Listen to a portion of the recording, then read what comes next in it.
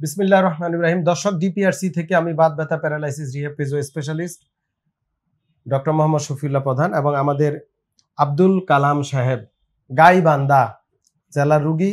উনি একজন কৃষক, কৃষিকাজ করতে গিয়ে ওনার মেরুদণ্ডে প্রবলেম।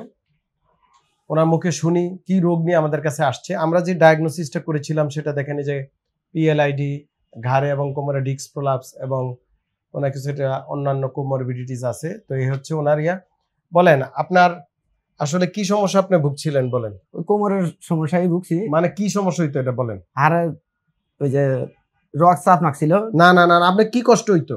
মানে ওড়া বাসায় কষ্ট হইতো, চলতে পারতাম, হাঁটতে পারতেন না, হাঁটতে পারতাম, কষ্ট হইতো, পায়ের দিকে ব্যথা যাইতো, জি, কাম করতে অসুবিধা হইতো, জি জি, সামনে যুক্ত অসুবিধা হইতো, জি।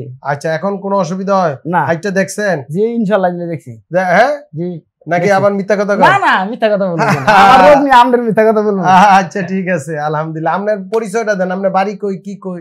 আমার নাম আবুল কালাম, আমি গাইবান্ধা জেলা থেকে আইছি। গাইবান্ধা জেলা, থানার নাম কি? ফুলছড়ি থানা। হ্যাঁ, আর বলেন, মানে গ্রামের নাম কি? গ্রামের নাম হচ্ছে ট্যাংরাকান্দি। আচ্ছা, বাড়ির নাম? শেখবাড়ি। ক্লিয়ার। অনেকে আবার রুগীর মোবাইল নাম্বার চান, তো উনি ঠিকানা দিয়ে দিছে, বাড়িতে গেলে পাইয়া যাবেন নাকি? চেহারাটা তো দেখা যায় নাকি? জি ইনশাআল্লাহ, আলহামদুলিল্লাহ। তো ওনার আসলে পিএলআইডি, ডিস্কের সমস্যা মাজায়। এই পিএলআইডি থেকে পায়ের দিকে ব্যথা যেত।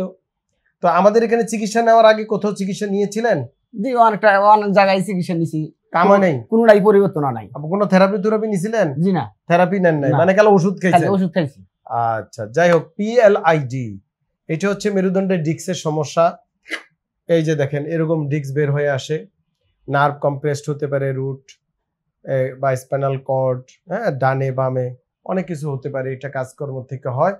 তো এটা ভালো হয়ে যাওয়ার পর মেনটেন করতে হয়, ব্যায়াম করতে হয়, কাজের ধরনগুলো মেনে চললে ইনশাল্লাহ উনি আশা করি ভালো থাকবে। সবাই আমার রোগীর জন্য দোয়া করবেন, আমাদের জন্য দোয়া করবেন। আসসালামু আলাইকুম ওয়া রাহমাতুল্লাহি ওয়া বারাকাতুহু।